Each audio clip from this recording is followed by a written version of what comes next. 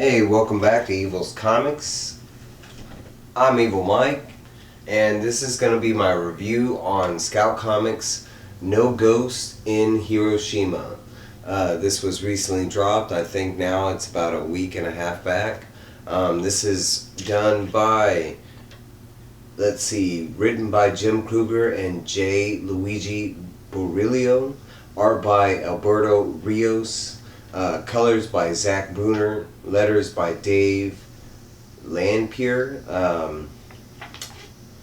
There are good things and maybe one bad thing I can say about this comic. Overall, I really liked it. I want to give it like an A.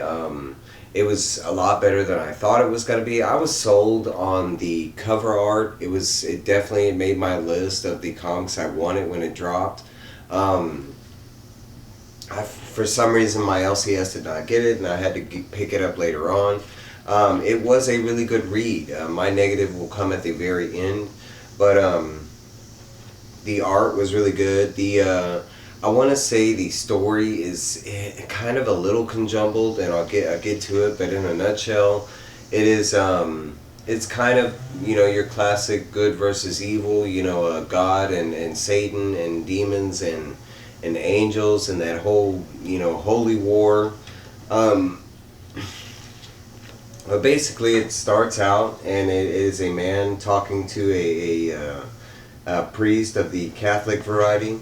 And he is giving a confession, and he's kind of explaining that he doesn't really know how to, really confess. And then they kind of go into the logistics and logic of certain things and sins, sins specifically, and the fact that if you can think of the sin, technically you're already committing it. The fact that thought usually backs, behind the action is kind of there, the fact that one might be thinking of suicide, technically, the immortal sin is broken right there. You're contemplating it already. The same thing about thievery and murder. If the thought has already entered your mind, technically, you're already thinking about the sin, and most likely you're going to act on it in some form. That's not necessarily to say that you are guilty, but that's the logistics. If the thought has crept in your mind, that you've kind of failed to begin with. That's what the book is setting up. That's not my thoughts. But it also goes into explaining certain things that have happened of recently, like the Catholic Church has kind of they've redone their laws as far as suicide is concerned, and Christianity on another side. It's not like overall accepted, I can say that, but they have been changing a lot of things in the Catholic religion. But basically at the end of this guy is basically telling the preacher that I've kind of figured something out, that I might have figured out how to get into hell and save someone and bring them back to the living. The preacher goes on telling them that you'd be the first. I've never heard of anybody doing that, not even in the Bible, And right off the bat, shown over here, he takes off running from the church, and automatically two guys are following him. He keeps spouting out that you can't have it, and they kind of show you some of the mysterious side of the book, because right here they show him going to this hardware store, and he's walking through walls. The two guys follow him in there, and they don't know where he's gone, and no explanation. And we see he comes out the other side, and he's on the run again. Over here we have this story of these guys playing basketball. No explanation or kind of reason why. There's just two guys playing basketball. Okay. We catch up to the guy that was on the run, and the two other guys that have been following him, they have caught up to him. I do remember one of the names is Luigi, and incidentally that's the artist name, I think, and the writer. So Luigi and the other guy, they catch up with this guy, and automatically one of the guys touches him, and you can kind of see in one of these panels, I think it's over here the first time, but when he touches him, it burns him. And he even makes a comment that, I left a mark for others to see that, that you're mine. And even the other guy's like, you're his. You mean ours, right? Because it's two guys. The guy takes off running and makes it down the subway, and he gets away from those guys again, Luigi and the other guy. This guy later on, we do find out his name is Dr. Hendrick, and he makes it into this hospital where his name is revealed, and he basically makes it there. And by the time he gets there, that burn has gone so bad, and you can kind of see it here in this dark panel right here. But he is bleeding, and basically, luckily, he's at the hospital, and that they immediately start trying to heal him. He's calling for his assistance but we gather that he works at this hospital because his assistant is not far behind. He comes in right here. The assistant is really the main character of the book. I'm trying to see if I could see his name.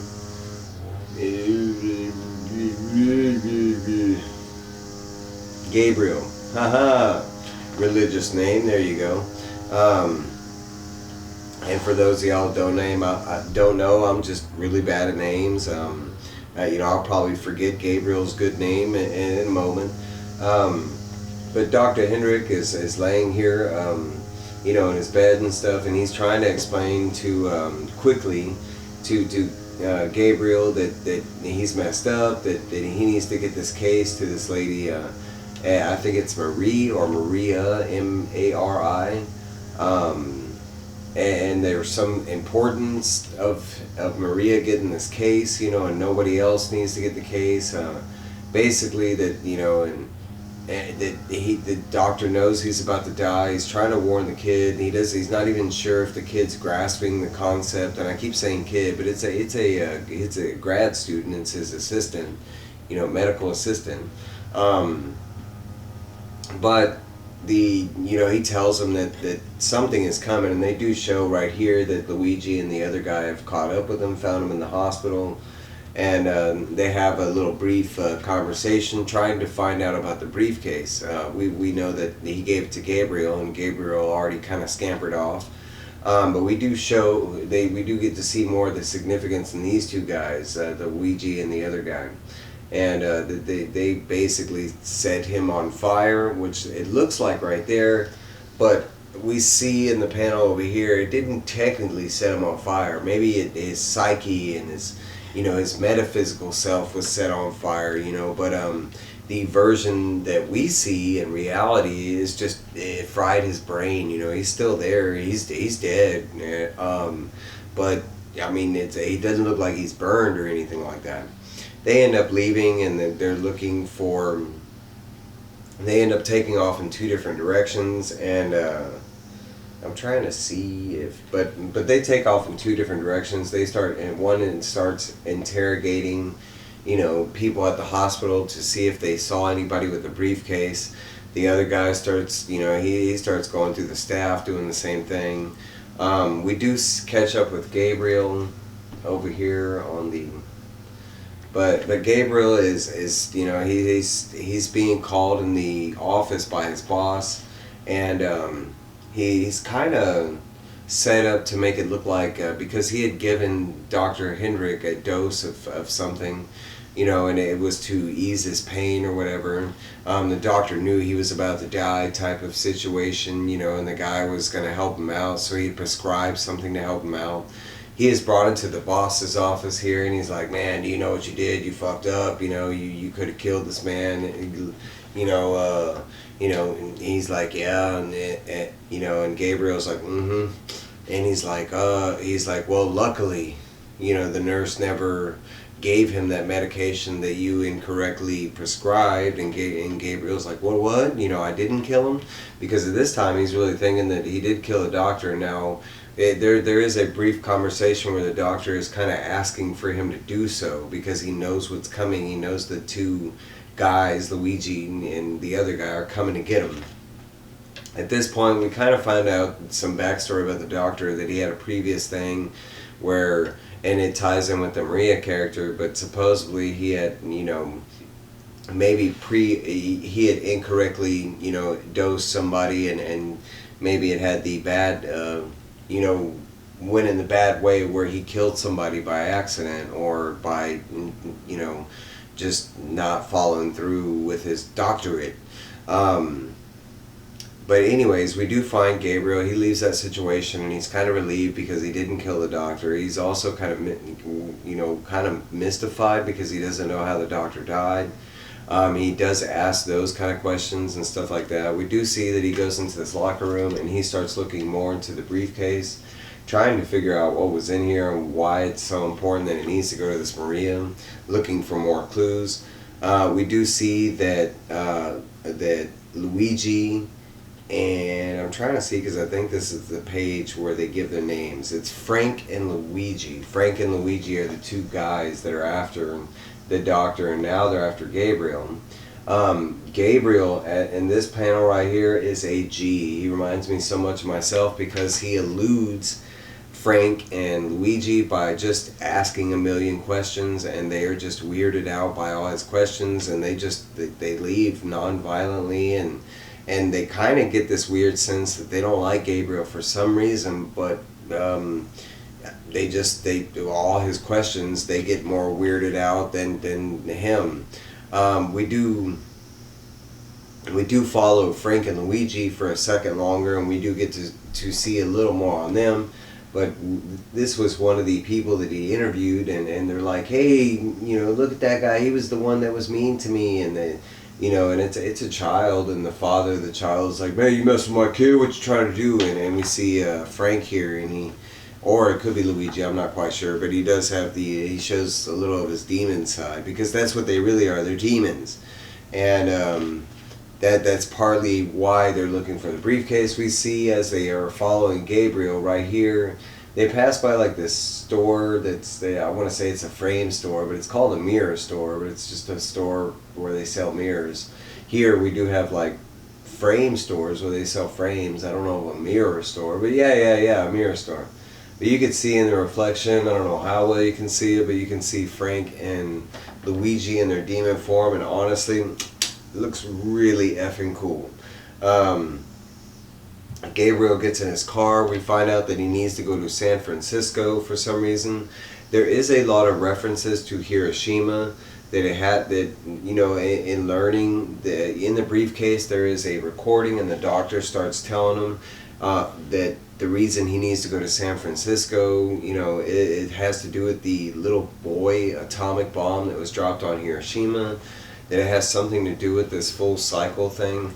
As he's going through, he's kind of, he's listening to this tape recording from the doctor, and he's hearing this whole story about the little big boy atomic bomb and the fat man at Nagasaki, and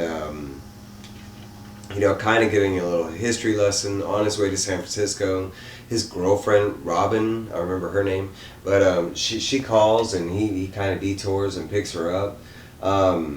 They are kind of going more into the briefcase, and they learn one of the things in the briefcase is the doctor somehow figured out that we have kind of been misled about things in the scientific world, and somehow it looks like he learned, and they showed in the beginning, but how he was phasing in and out of walls, and in the briefcase there's some rock, and the rock, I guess when you're holding it, allows you to manipulate atoms on a molecular level, but kind of like either go see-through or go through objects, something like that. Overall, it was a great read. That is the whole sum up of the first issue of No Ghost in Hiroshima. And last but not least, I will display my negative on this book, because getting to this end of the book, it's a story, right? And I want to continue on, and the type of story person I am.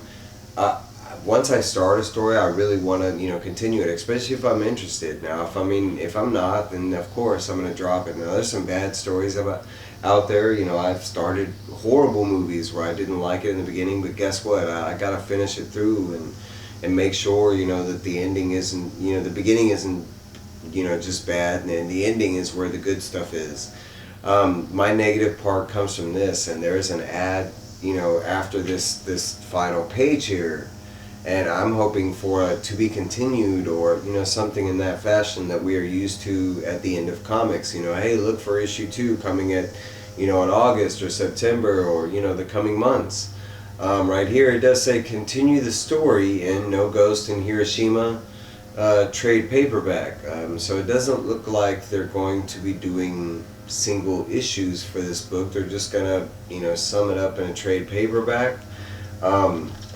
I am not a fan of that. For one, I do not have money to spend in trade paperback form, so if that is the case, this will be my only read in No Ghost for Hiroshima, because I just don't have money to spend 20 or 30 bucks on a trade paperback when I'm picking up single issues every week. That's not to say that you, the viewers that are watching this and hearing this review, if you like this, and trade paperbacks are your buy, this might be right up your alley. Skip this first issue and just pick up the trade paperback. Me, unfortunately, I will not. I usually don't have money to spend. Maybe if it was a $10, I could even. I will pick up something that's $10, but past $10, that's kind of stretching it. I don't want to go into how much money I do spend weekly, but I will. If you watch my channel, I pick up quite a bit. So trying to fit trade paperbacks in there, I'm not quite that. I'm not made of money. Honestly, comics are my bag, and that's where I spend my money. I don't have a lot of money for everything else. I buy food, drinks, stuff like that. That's about it,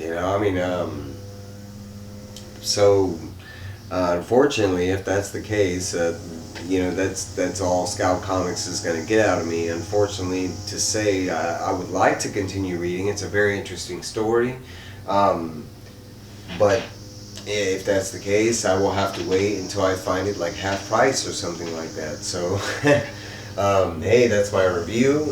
If you like this, like, comment, subscribe. This is going to be my last review for the day. I will see y'all tomorrow. Bye! Evil out!